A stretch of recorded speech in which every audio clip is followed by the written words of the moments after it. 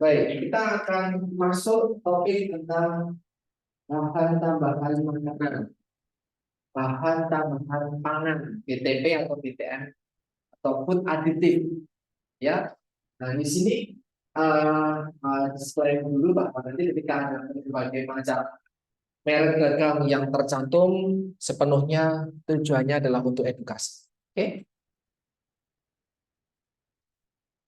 di sini saya ngambil berita dan saya yakin teman-teman juga mengikuti di televisi ataupun koran menjelang Lebaran ini atau selama bulan puasa ini, Badan POM akan sibuk untuk melakukan sidak, betul, baik ke pusat jajanan ataupun ke terminal, stasiun dan yang lain. Dan mereka sering mengecek, termasuk seperti ini teman-teman.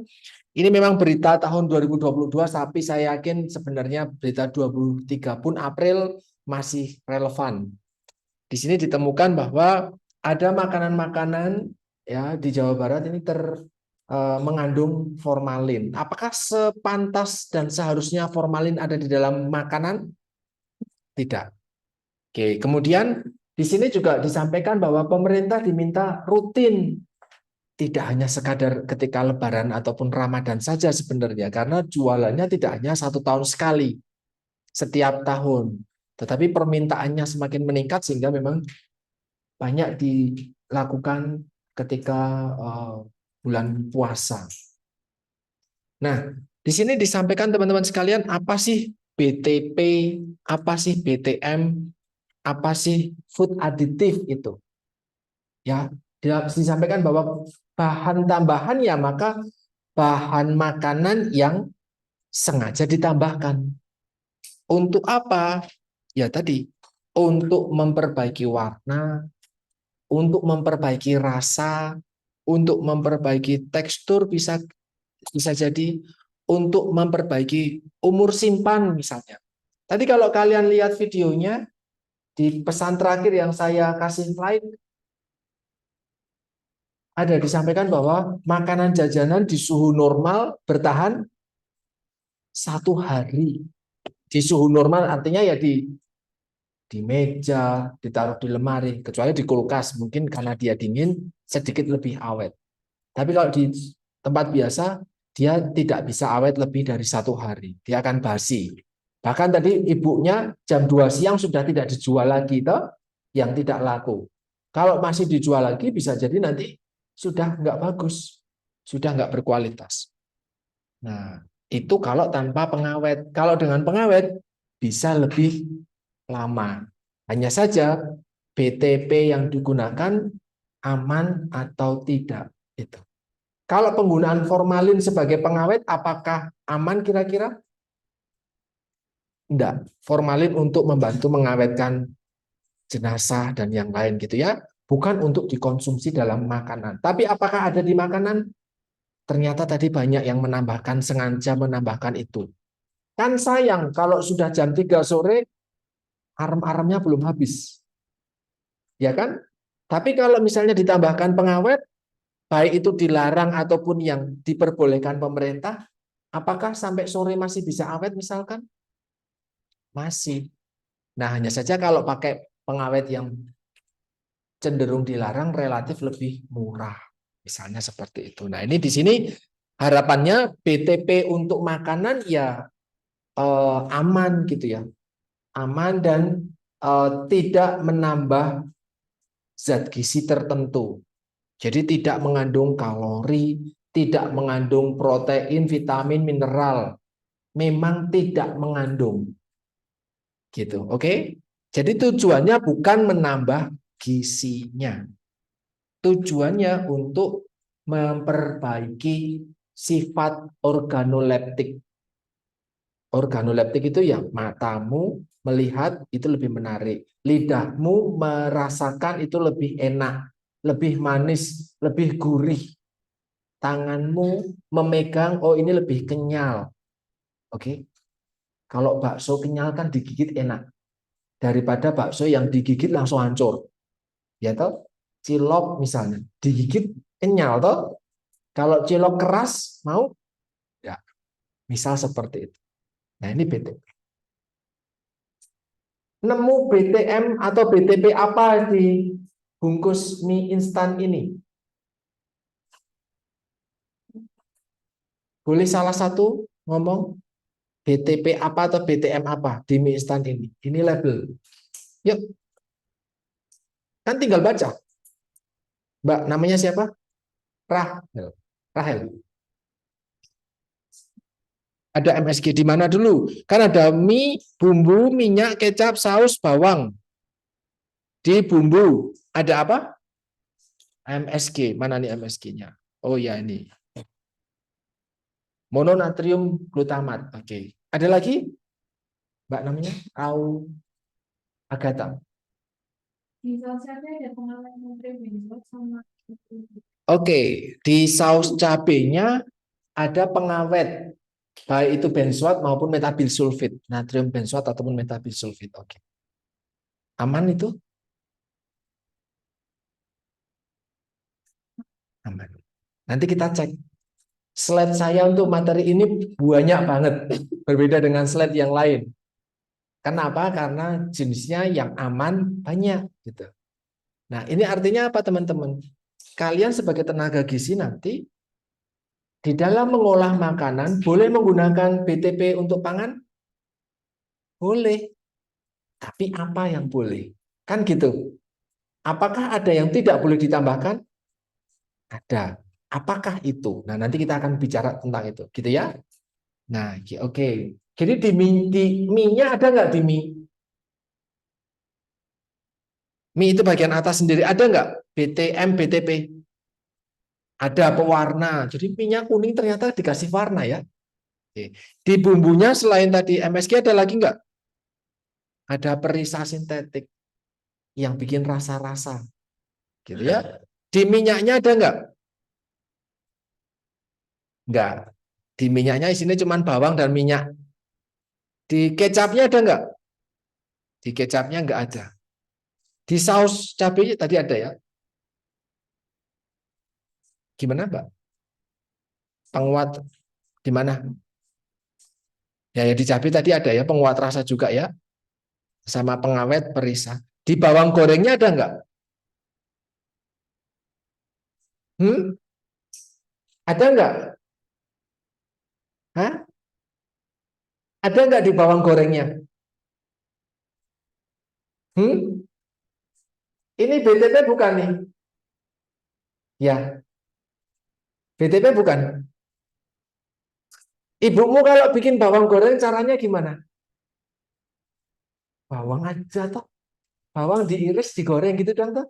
Apakah ini bawang yang diiris dan digoreng saja? Ada sesuatunya toh.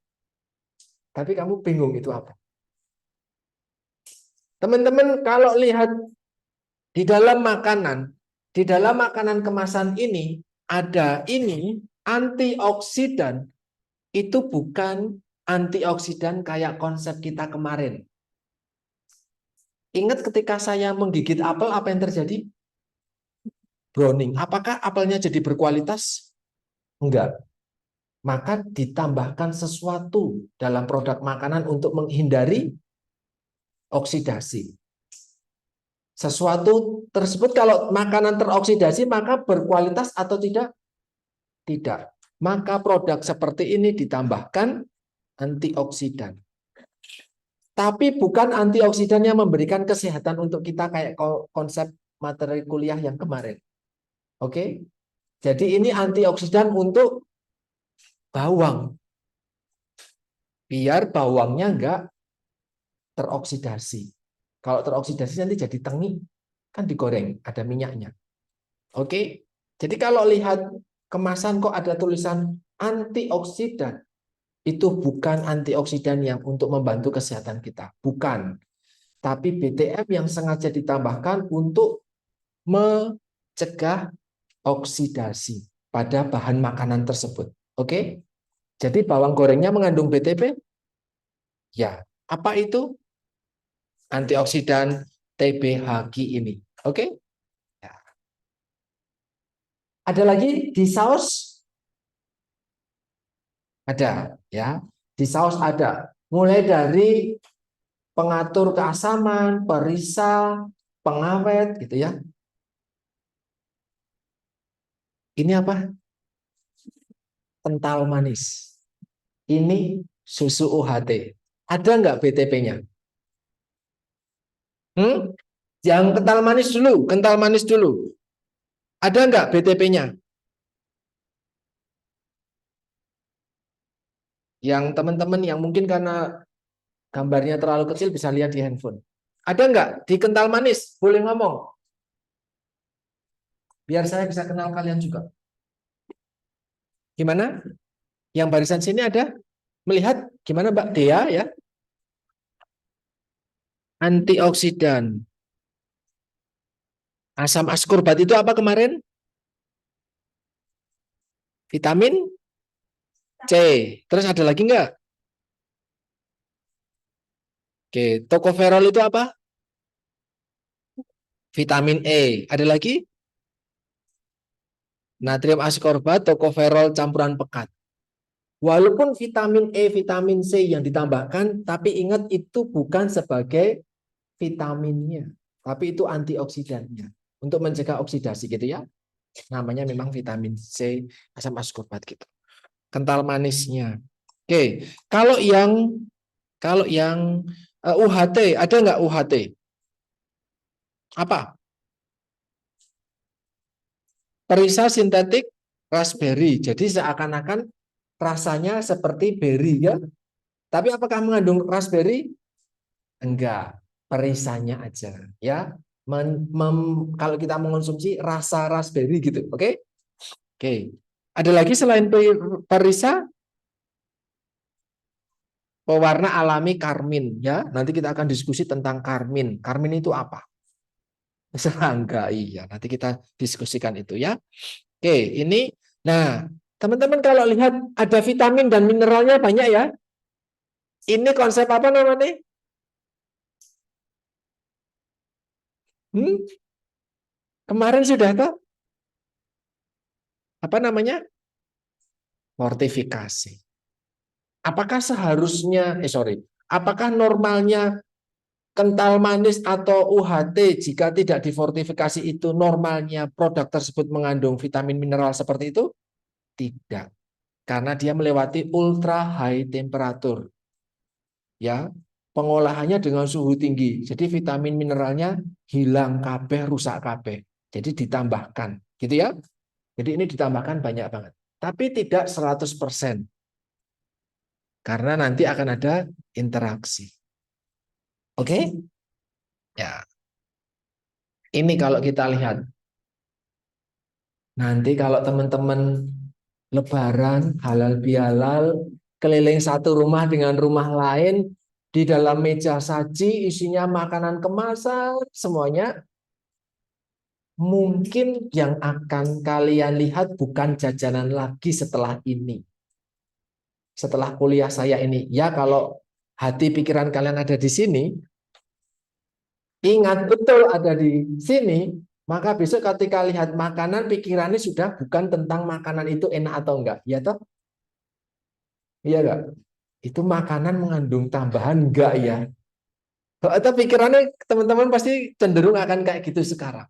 Ya memang sengaja saya kayak gitu. Kuliahnya tak bikin sebelum Lebaran. Ternyata sudah ada sutradaranya ya. Ada tujuannya. Kalau kalian lihat di sini, ini soda.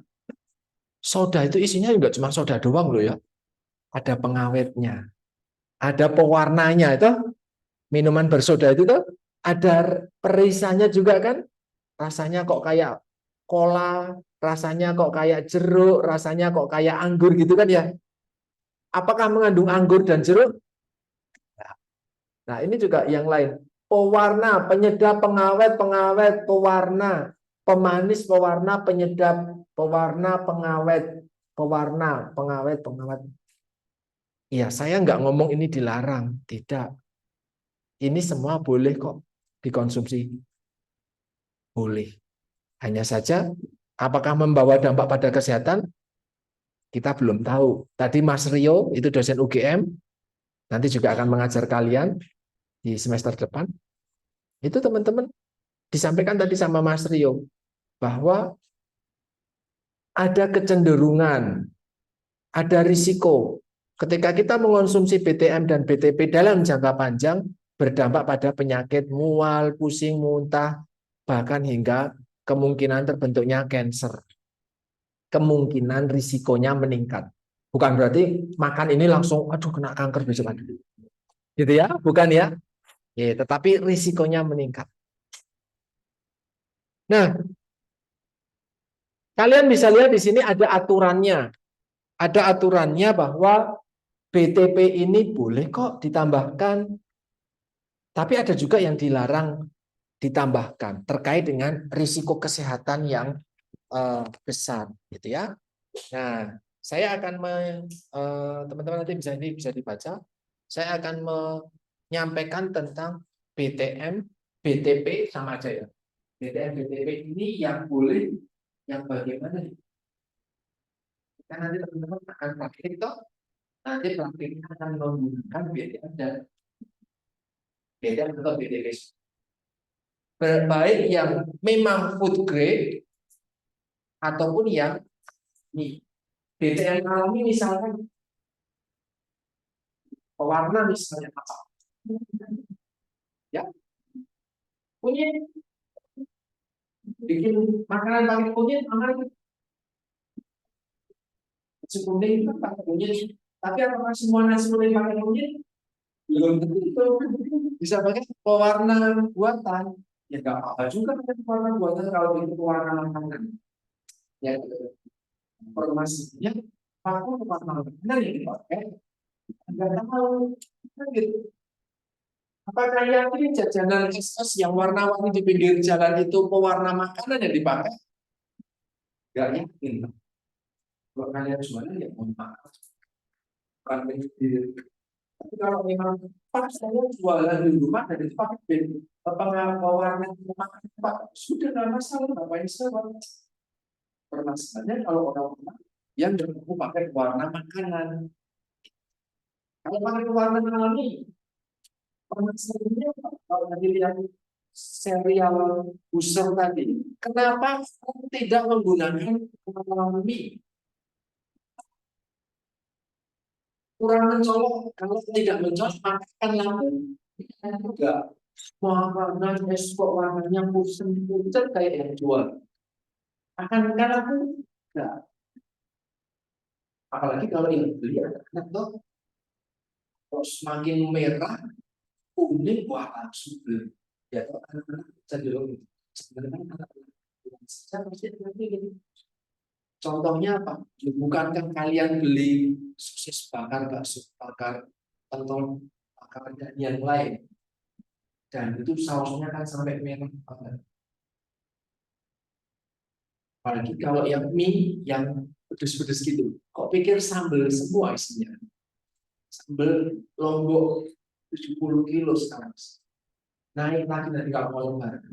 50 ribu gila. Iya kan? Yang penting pedesnya terkait asalnya dari mana? Kan cenderung nggak peduli. Selain warna mencolok apa lagi?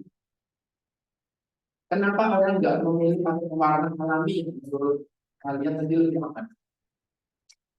Atau sesuatu yang alami? Apalagi itu? Mahal. Kenapa disebut mahal, Pak? Kenapa lebih mahal? Relatif lebih mahal.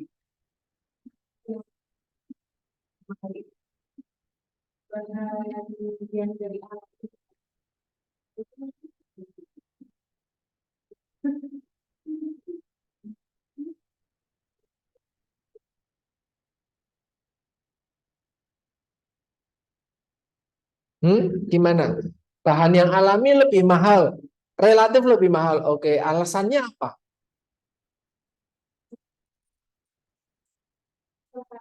Salah aja ya Pak, jadi pewarna dari buah naga kan mesti harus membutuhkan jumlah buah naganya lebih banyak gitu kan Pak. Oke. Jadi kalau pewarna lebih murah untuk bisa mungkin sedikit aja udah bikin warna gitu. Sedikit aja udah mencolok, murah.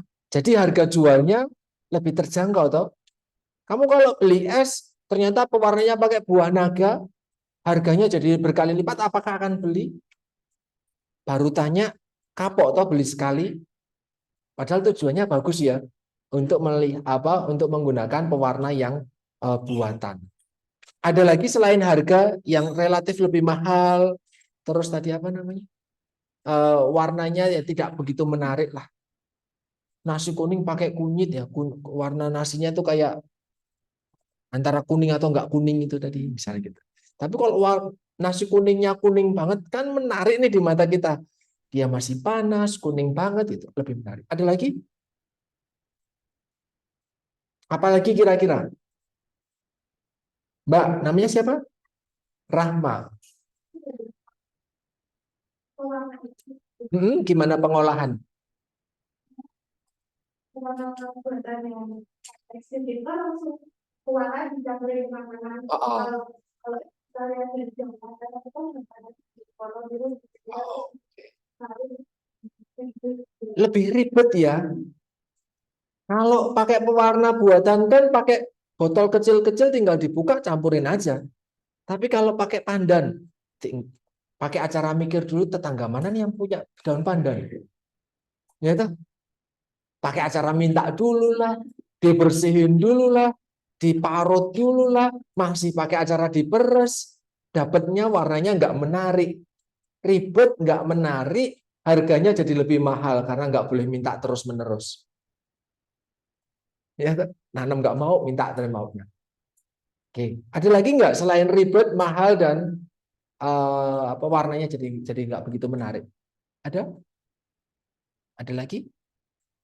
Kenapa lebih cenderung suka yang buatan? Perkara itu nanti bahaya, tidak diperbolehkan atau justru yang memang sudah yang diperbolehkan. Gitu. Nanti kita akan melihat ya. Di sini telah uji keamanan dulu, jadi memang aman, tidak membahayakan dan dievaluasi terus-menerus. Artinya apa? Kalau dievaluasi terus-menerus, artinya sekarang aman, apakah di masa depan itu aman? Nah, belum tentu, maka diamati terus-menerus gitu ya. Oke. Kemudian juga memenuhi syarat mutu dan hanya untuk tujuan tertentu bila cara lain tidak bisa.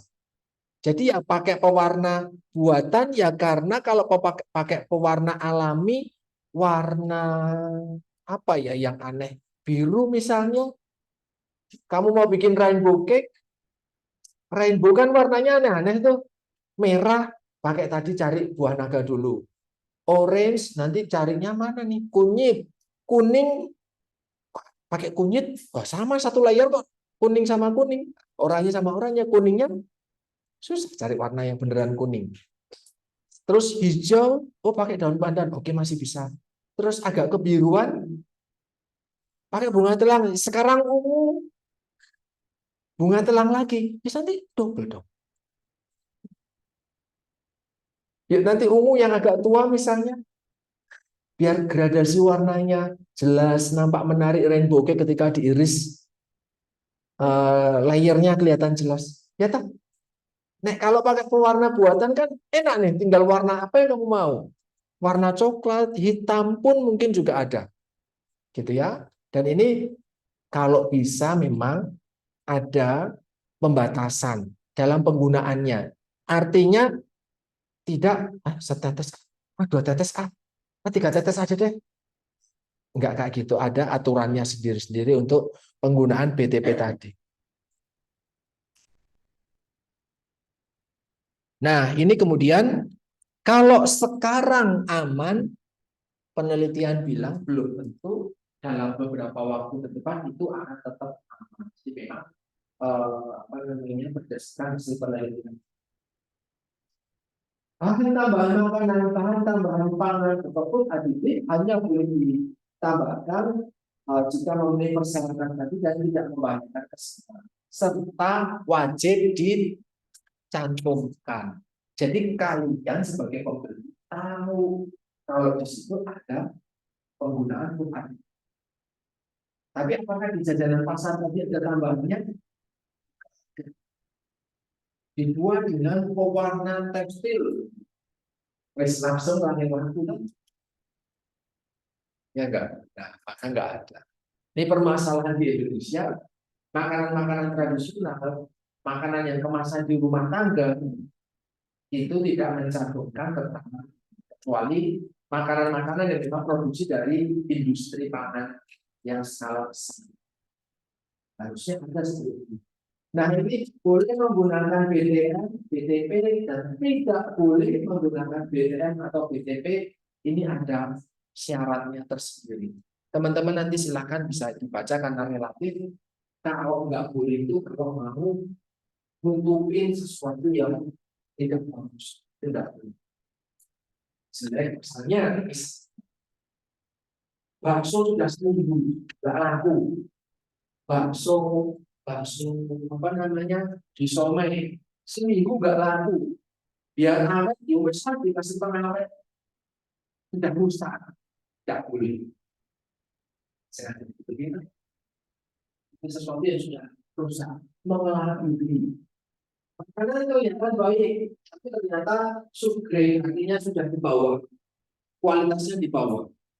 Makanan-makanan yang kualitasnya, bahan makanan yang kualitasnya di bawah, misal bikin saus paketnya tomat yang sudah belinya kayak gitu, biar awet sudah tomat-tomatnya dikumpulin di blender jadi satu, kasih pengawet, kasih pewarna, kasih penyedap rasa dikit, gula garam, tidak boleh karena itu sudah bahan makanannya sudah subgrade, sudah menurun kualitasnya.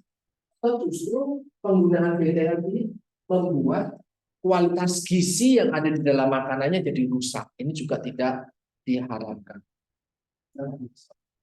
Memang untuk pengawet bawa makanan dari Papua buat teman-teman di Jogja. Nah, kalau naiknya kapal sampainya semester depan, ya tahu. Tapi ada nggak makanan-makanan yang kamu dapatkan dari luar negeri? Ada nggak? Kok pikir kayak apel itu dari Amerika pakai mesin? Ya orang pakai kapal. Ya enggak? Dari sana sampai sini naik kapal atau iya. Dan dikirim pakai pesawat. Apel Washington itu kamu pikir di Malang? Kedelai. Kamu pikir kedelai yang kamu makan dalam bentuk tempe itu dari Indonesia? Itu semua dari Amerika semua. Naiknya kapal. Kok nggak busuk sampai sini? Apelnya pisang Cavendish yang dari Brasil. Bahkan ketika saya di Portugal, saya nemu manggis dari Purworejo. Yang di sana dua butir 60.000. Ya kalau mau silakan jadi eksportir.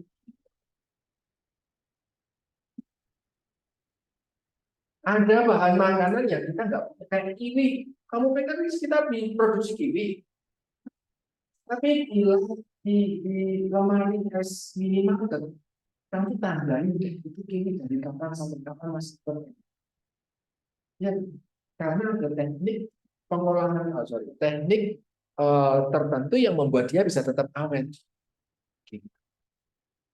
Itu namanya food miles. Bahan makanan itu dikirimkan ke seluruh dunia. Bahkan termasuk bahan makanan dari Indonesia dikirimkan ke seluruh dunia juga yang memang mereka minta. Tapi tidak busuk, tidak rusak. Kenapa? Ya karena perjalanannya panjang. Maka dibutuhkan teknologi khusus. Kita akan bicara. Oke, so nothing panis, tidak ada yang lucu. Gitu ya.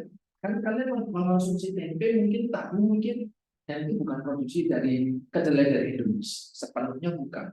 Karena kedelai Indonesia kualitasnya beda dengan kedelai dari luar. Belum lagi kalau beli buah-buah tertentu, itu kita tidak memproduksi itu karena kita lingkungan tropis. Nggak mungkin buat menanam gandum. Nah, gandum kan dari luar. Bahkan gandum itu dari Ukraina. Iya, kemarin kan ketika perang Ukraina, harga mie instan mau meningkat. Tahu berita itu?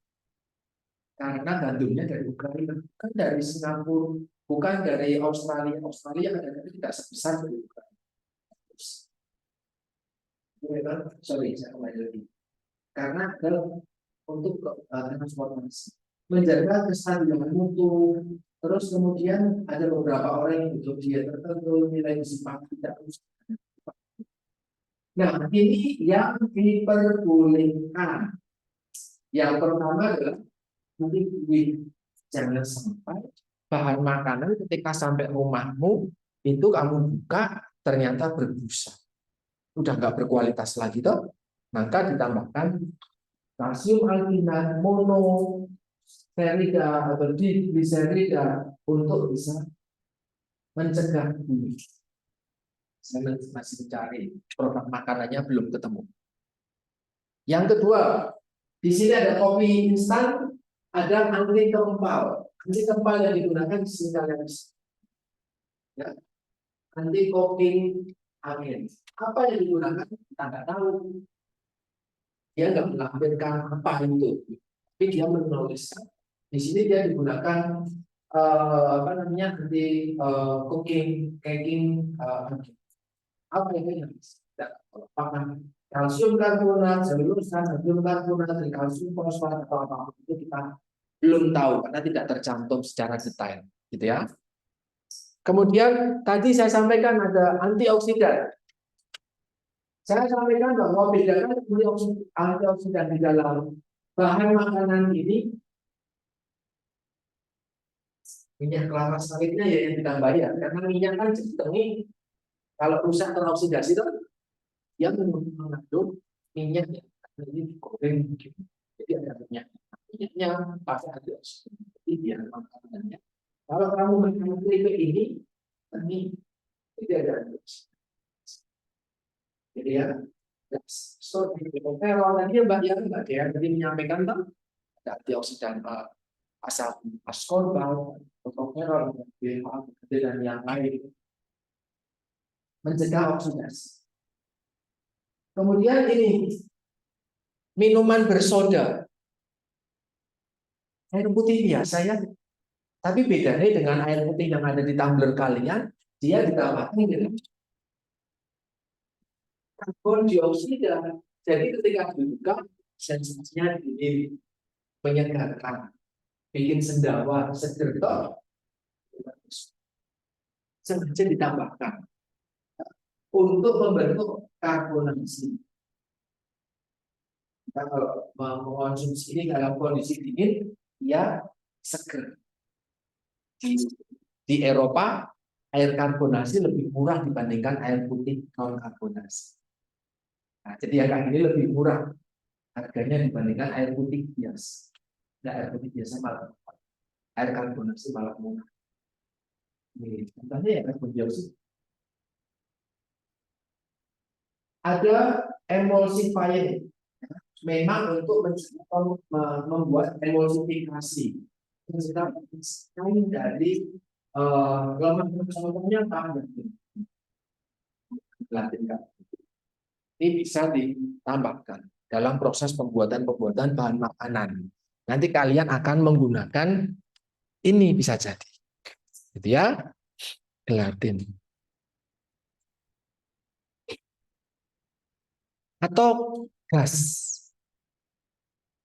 Banyak yang bilang, wah, bungkusnya gede, isinya kecil, kebanyakan udara, gitu toh. Nah, ini karena memang ditambahkan gas. Biar apa kok ditambahkan nitrogen atau karbon dioksida? Ya biar dia bertahan mutunya. Kalau ada gas, dia tetap renyah. Karena nggak akan kontak dengan udara di luar bungkus. Oke? Nah, jadi dia akan tetap renyah. Tapi di sini dia tidak ditampilkan karena gasnya bukan pada bahan makanan tersebut, tapi pada pengemasannya. Oke? Jadi bukan dalam, kalau di sini komposisi ini dalam makanannya. Kalau ini gasnya ini di dalam kemasan ini biar jadi isinya tetap renyah. Maka kalau sudah dibuka, apakah kemudian akan tetap renyah dalam beberapa waktu ke depan? Mungkin enggak karena gasnya sudah hilang. Gitu ya. Oke. Terus untuk mempertahankan kelembaban saya juga masih mencari ini, tidak ada, saya belum menemukan contoh bahan makanannya. Tapi humektan dijaga agar produk tertentu itu dia tetap lembab, tidak kering ataupun juga tidak jadi terlalu basah dan lembek. Glazing. Jadi kalau lihat makanan dengan glazing icon, dia akan cenderung mengkilat. Ya, mengkilatin jadinya menarik itu nggak kusem, kok kayaknya bersih aja deh. Gitu toh? Ini kalau makan apa namanya Hagelslag seperti ini ya, apa namanya coklat butir. Nah, coklat butir kayak gini, kalian bisa bayangin toh ketika menyentuh di dalam kulit di kulit kalian, dia terlihat mengkilat. Nah, ini untuk memberikan perlindungan juga. Ya, tampak mengkilat, melapisi. Nah, ini dia pakainya bahan makanan yang memang ini bukan malam artinya malam untuk batik itu bukan, tapi memang yang food grade, ya. Ini diperbolehkan kok. Yang ini food grade. Di sini kita tuliskan nih, glazing agent. Kodenya 903. Apa itu? Saya pribadi nggak tahu. Ya, tetapi glazing agent apakah itu Candelia, Carnauba atau yang lain gitu. Oke? Kodenya 903. Ini paling banyak ya pemanis baik yang alami ataupun yang buatan. Ini ada kopi instan di sini ternyata dia pemanisnya ya ada gula. Tapi apakah dengan gula cukup? Kalau gula aja rugi. Ya toh? Kalau pemanisnya bersumber hanya dari gula pasir, rugi, nggak cocok regone. Harganya nggak pas. Kalau hanya dengan gula, seplastik ini satu saset ini dijual 3.000, kamu mau beli? Nanti tukang-tukang bangunan nggak beli. Iya toh? Karena nggak terjangkau. Maka dari itu tetap ada gulanya, hanya saja ditambah pemanis buatan. Sorry, ada pemanis alami di sini selain gula. Ada glikosida steviol. Glikosida steviol ini sebagai pemanis alami yang digunakan selain dia ada gula juga di sini. Nah, pemanis itu menjadi salah satu bahan tambahan pangan yang paling banyak kita bakal temukan di produk-produk makanan. Ada yang asal sulfam, aspartam, siklamat, sakarin, sukralosa, neotam. Ini kira-kira ada di mana nih? Pernah dengarkan ini di mana? Yang pemanis buatan. Pernah dengarkah atau belum? Pernah. Di mana? Di produk apa?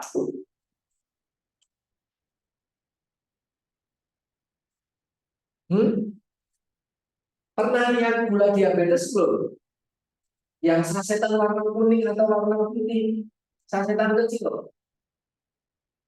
Itu isinya ini. Oke? Jadi orang diabetes bisa tetap mengonsumsi makanan yang manis ketika gula pasirnya diganti dengan pemanis buatan, artificial sweeteners. Oke?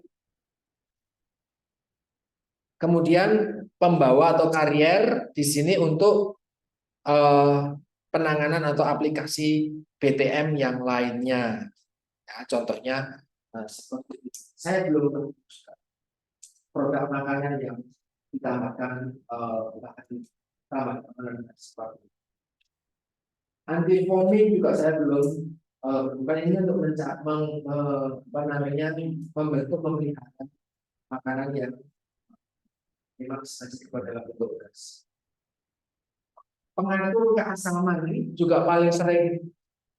Oh, yang ini minuman kola, ya pengandung keasaman. Pengandung keasaman sama fosfat, trinium, citra. Jadi bukan hanya air karbonasi, tetapi juga ada pewarna, pengandung keasaman, pemanis buatan, pengawet, pengandung pemanis buatan, kafein yang ditambah. Banyak yang sini ya, nggak cuma air putih dengan karbon. Yang paling sering berikutnya pengawet. Ini apa? Yang hijau, kecap dan minuman berkarbonasi. Ternyata juga dibutuhkan pengawet di dalamnya. Setelah kuliah ini ramangan. Ya, nah, semuanya sekali lagi boleh nggak konsumsi seperti ini? Boleh aja. Diperbolehkan kalau bulan ke-12. Hanya saja kita perlu ya. Di sini pengawet untuk mencegah fermentasi, mencegah keasaman, uraian tekanan global. Ini di sini ada batas maksimumnya kalau mau bicara lebih lanjut. Ya di Permenkes, peraturan Badan POM tadi itu ada aturannya seberapa banyak harus dipakai pengawet. Nanti menggunakan pengawet juga dalam pembuatan praktik membuat roti. Kamu pikir roti yang ada di minimarket itu tanpa pengawet dia bisa bertahan sampai dia nggak laku aja masih bisa aku beli kok. Biskuit itu kan kamu mesti pakai pengawet. Nanti akan praktek membuat akan membandingkan yang dengan pengawet dan yang tidak dengan pengawet. Lebih awet mana berapa hari? Ini yang sebenarnya kapan dia akan muncul apa namanya jamur sampai kapan warna biru-biru gitu tuh di roti yang akan teman-teman nanti buat. Pengembang sehingga volume adonannya meningkat. Kamu pikir jajanan yang enak seperti ini adonan awalnya kecil tuh, tapi kemudian bisa mengembang dia. Nah, ini karena memang ditambahkan pengembang. Sini dituliskan nih, leavening agen, amonium hidrogen, karbonat, leavening untuk meningkatkan. Ya, mungkin. Memang dia bahan bakunya mungkin kecil, tapi kemudian ditambahkan itu, jadi ketika diolah dia agak membesar dan volume adonannya meningkat. Pernah lihat yang ini? Tentu teman-teman yang suka masak, bikin kue dan yang lain sering menggunakan emulsifier, apakah SP, Ovalet ataupun TBM, ya, menggunakan ini untuk membuat campuran yang homogen tadi. Minyak sama air itu bisa bergabung. Nah, ini perbedaannya saya tidak akan menjelaskan lebih lanjut SP Ovalet ataupun TBM ini untuk apa, untuk ajudan seperti apa. Tapi nanti teman-teman akan praktek ketika mau bikin roti, mau bikin kue, nanti di praktek tersebut kita akan menggunakan beberapa di antaranya, gitu ya. Kemudian juga pengental. Nah, ini kalau kalian ke toko roti dekat Lempuyangan atau mana gitu, nanti yang botolan kuning kan itu biasa banyak jenis-jenisnya tuh ya. Nah, karena nanti BTM semua ini paling biasa. Oh, ini untuk ini, untuk ini. Nanti teman-teman akan praktik menggunakan ini di sini. Karbon simentir, ya, untuk membuat kue, baking, pengental, ya, atau menggunakan CMC ini. Ini bisa untuk nanti ada harus bisa, ada untuk emosi pada. Mau bikin es krim, telur, saus sirup dan yang lain bisa pakai ini. Mengentalkan untuk membekukan, untuk sebagai penghalus juga. Kalau tadi untuk melembutkan, ini untuk memperkeras. Ya, ada kalsium laktat, kalsium klorida, kalium klorida. Teman-teman tidak perlu menghafalkan semuanya, tapi setidaknya tahu ini untuk apa, produknya apa. Ya. Kemudian sebagai anak kos dan ibu-ibu, nah, di rumah tentu tidak bisa lepas dari merek ini, toh. Baik yang merek di atas dan yang seperti ini. Nah, adakah yang sudah lepas dari seperti ini? Belum ya. Saya waktu hidup di Portugal pun harus ke Belanda buat nyari ini.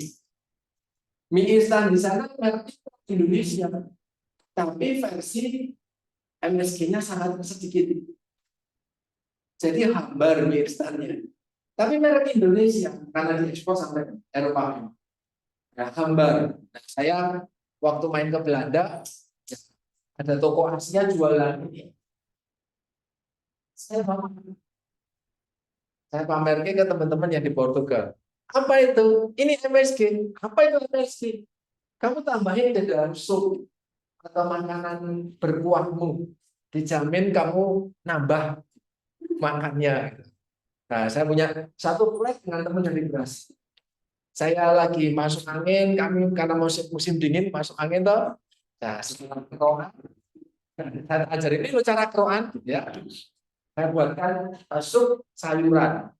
Di sana ya namanya sup ya, pakai keju, pakai susu gitu ya.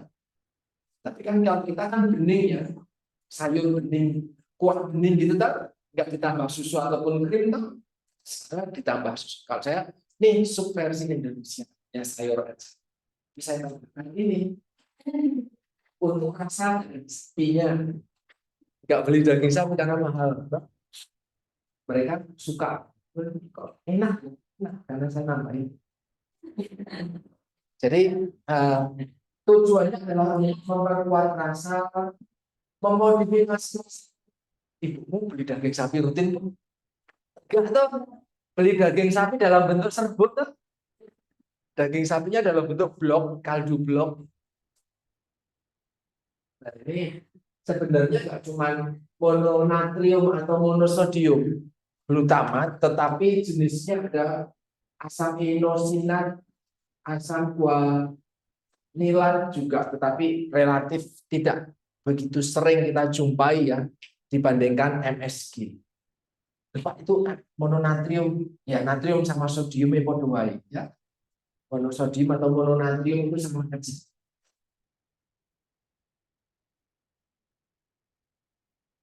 Atau ini mengonsumsi ini kemarin yang jualan es itu kok es salad pakai ini atau enggak? Pakai yang merek lain, mayonesnya. Oh enggak.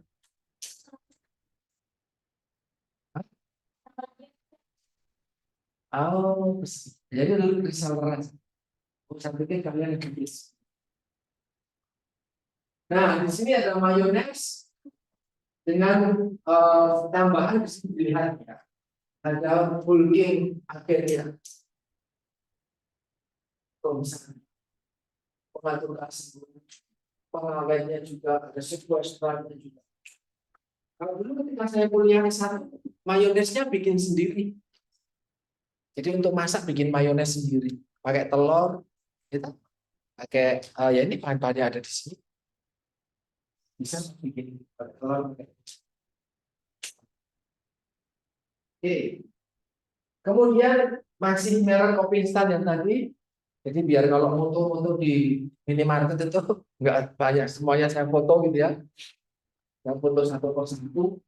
Ini di sini penstabil, tulisannya ada stabilizer ini ya. Apa stabilizer yang digunakan? Kok nggak dituliskan detailnya apa, kodenya berapa juga nggak ada. Ya. Stabilizer. Kemudian preferensi warna ini dalam apa namanya? Dalam sajian apa? Ini itu makanan kalengan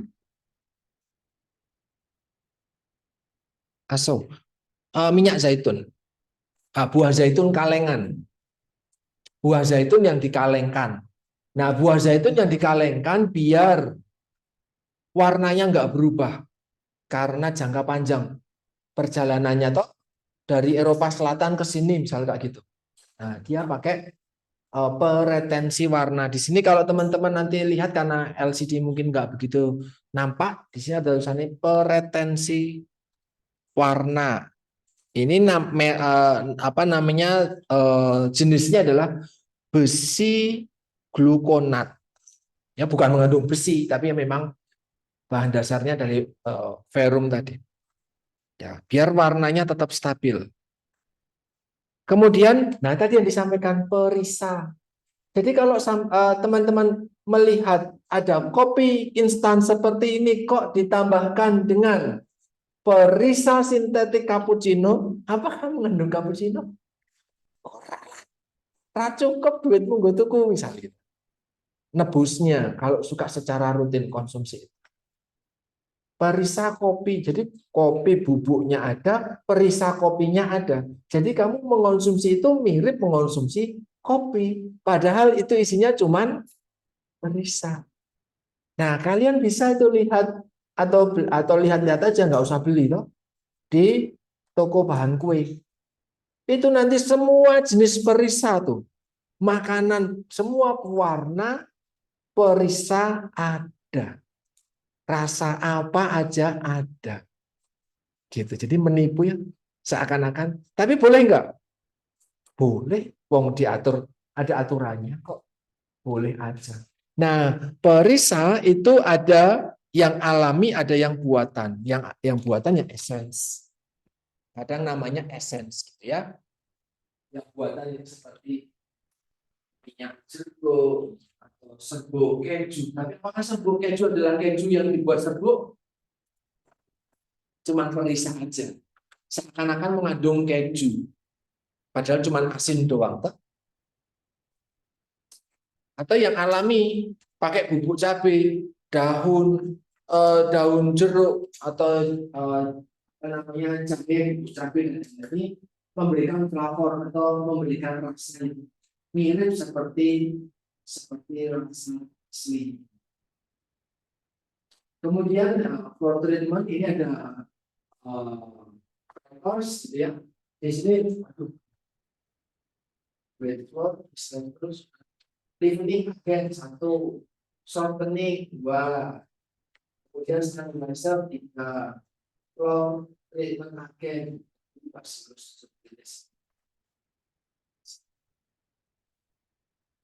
memperbaiki warna mutu adonan tersebut. Kemudian pewarna. Pewarna juga ada yang alami, ada yang sintetis. Yang alami ya ekstrak dari tanaman tertentu, mineral tertentu, atau justru dari hewan tertentu termasuk putu karmin ini.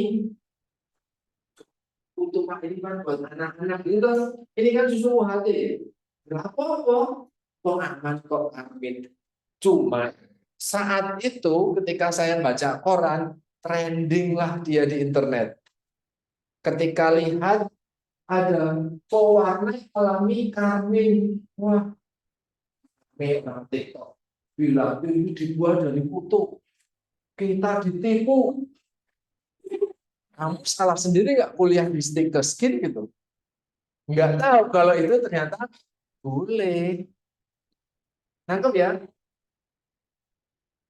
Karena memang diekstrak dari hewan tertentu yang ekstraknya itu mengandung warna yang menarik dan itu boleh kok untuk memperbaiki warna. Kalau tidak dengan penambah warna ini, ya warna susunya nanti mungkin pucat, rasa raspberry, strawberry. Kalau warna susunya putih kan orang match toh.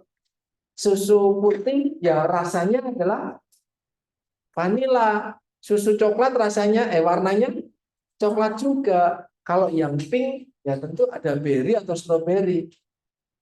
Tapi kalau pakai stroberi atau berry beneran, apakah warnanya akan sama dengan yang sekarang dijual? Ya nanti warnanya akan cenderung lebih apa namanya pucat. Ya butuh stroberi berapa banyak, malah nggak jadi jualan karena rugi. Ya kan? Maka pakai ekstrak. Sayang, orang nggak tahu kalau ini aman listnya nih. Karmin dan ekstraknya boleh kok sebagai pewarna alami. Di sini teman-teman bisa lihat kalau tenoid ya dari wortel misalnya, ekstrak wortel misalnya. Jadi nanti warnanya mirip seperti warna wortel. Boleh dipakai?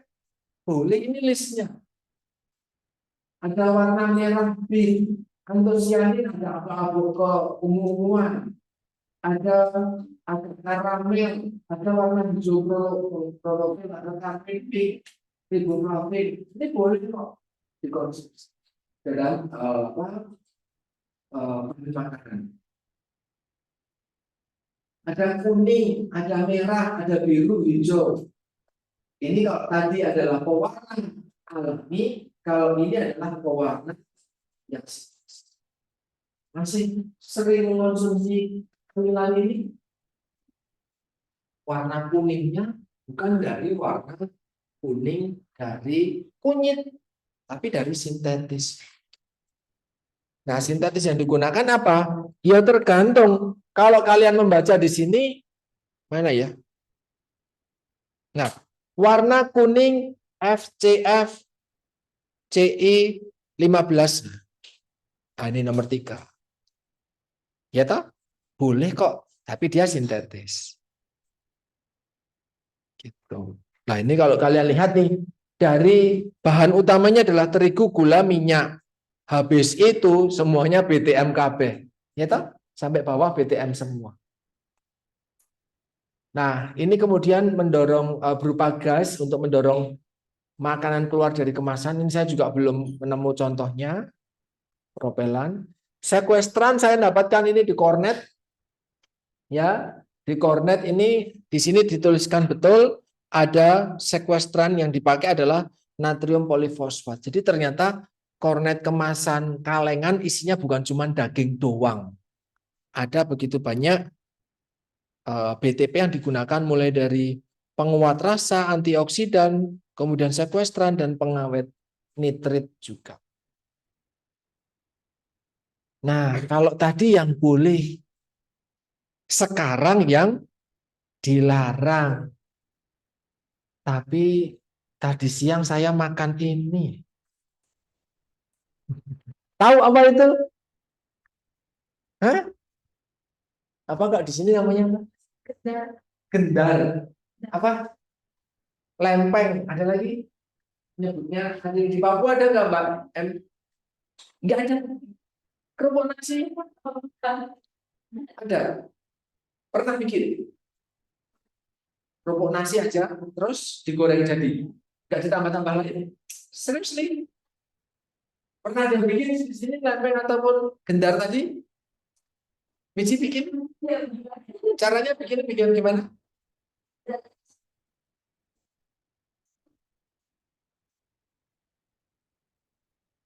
Nggak ditambah-tambah lagi?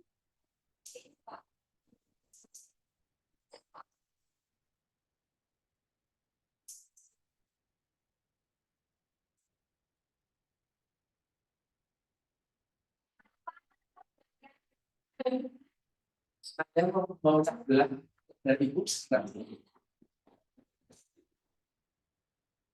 Ini adalah belum ada Pak. Tidak ada. Ini sudah sendiri. Ya, samboraks. Pernah dengar tentang boraks? Bakso biar dia. Tapi tadi kamu sudah ngomong sendiri, biar gendarnya lempengnya renyah, kenyal ketika digoreng. Tahu kan sekarang kok kenapa seseorang menambahkan BTP biar kita memperbaiki? Ya kan, permasalahan kedua, apakah BTP yang dipakai itu aman atau enggak? Itu permasalahan. Oke, real kan? Harusnya kamu pakai tutup muka tertentu. Ya, gimana? Ya, sebagai pengaku boleh aja. Mana tadi siang saya makan itu lagi. Dikasihnya ini. Nah, ini mau berbagai macam merek, warnanya kuning-kuning ya kamu nggak ngerti aja kalau ini ternyata asam borat. Senang saya menyampaikan sesuatu yang relate betul kan di kehidupan.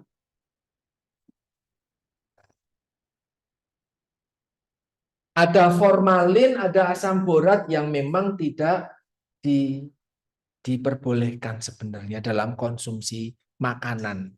Tapi kalau kamu menggunakan itu untuk mengawetkan tertentu yang lain yang bukan untuk dikonsumsi, boleh-boleh saja. Gitu ya, tapi bukan untuk makanan. Nah, di sini ya ini karena yang nggak boleh saya tutupi ini. Ya, ini di Yogyakarta. Mungkin teman-teman sering lihat. Nah, ini yang nggak boleh. Ternyata BTM pemanis seperti sakarin dan siklamat ini penelitian membuktikan berisiko ada kanker, ada apa namanya racun dan kemudian ada tumor juga. Memicu, bukan pasti ya, memicu risikonya jadi meningkat dan ini ternyata yang keduanya tidak boleh, keduanya ada gitu. Nah, ini yang permasalahannya. Kenapa nggak pakai pemanis yang lain gitu ya? Ya kurang tahu kenapa dipakainya itu. Oke? Kemudian ada nitrat, sulfit, kemudian juga apa namanya BTP, BHA dan BHT ini nganu ya untuk antioksidan ya. Ini ternyata di produk daging babi kemasan seperti ini kalengan mengandung pengawet sulfit dan pengawet nitrat. Keduanya ini berisiko menimbulkan CA dan keluhan yang lain. Gitu. Nah, maka mulai dari sekarang teman-teman kalau mau beli sesuatu kan ya jadi aware kan. Ya harapannya, kecuali kamu di kelas ngalamun, nggak ngerti tiba-tiba terima kasih gitu kan. Tahu apa ya sudah. Materinya nggak dapat. Atau ini, nah ini permasalahannya pengawet benzoat ini tadi banyak banget ya. Masih banyak sekali dipakai pengawet benzoat tadi. Ternyata penelitian membuktikan konsumsi dalam jangka panjang, ini bukan satu kemasan, dua kemasan ya. Dalam jangka panjang, ini bisa menyebabkan kondisi seperti ini. Dan tadi, pewarna-pewarna yang untuk tekstil.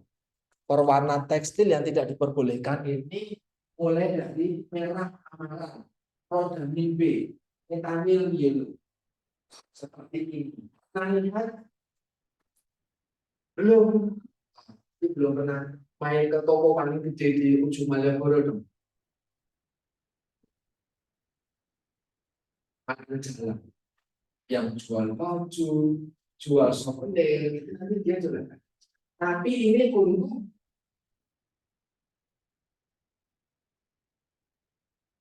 untuk permasalahannya tertulisnya kamu bisa baca kue dari dulu boleh, sudah nggak boleh, masih ada yang menggunakan warna yang dimunculkan nanti hijau banget, kuning merah. Jadi menarik. Padahal tidak kuning. Tidak untuk makanan. Kalau yang ini pewarna apa namanya? Sumber warna top quality. Nah, ini ternyata bukan untuk makanan. Ini masih sering dipakai. Oke, terima kasih beneran. Ada yang mau ditanyakan teman-teman? Kita masih punya waktu 5 menit. Sudah? Oke, teman-teman silakan nanti di dalam salah satu penugasannya kalau saya tidak salah, di dalam penugasan itu teman-teman akan diminta untuk menganalisis bahan makanan ya. Sorry, komposisi dari makanan tertentu Silakan dianalisis makanan fungsionalnya seperti apa, ya bisa dilihat di dalam penugasan kalian. Begitu. Nanti praktek, kalian akan praktek menggunakan pemanis, pewarna, pengawet, pengenyal, pengental. Akan dibandingkan buatan dengan yang sintetis. Lebih menarik mana nanti warnanya? Lebih kenyal mana nanti kalau pakai pengawet pakai buatan dan yang sintetis? Lebih mahal mana jatuhnya nanti harganya? Kita akan buktikan klaimnya tadi gitu ya. Oke, itu dari saya. Kita cukupkan siang hari ini. Terima kasih. Selamat siang.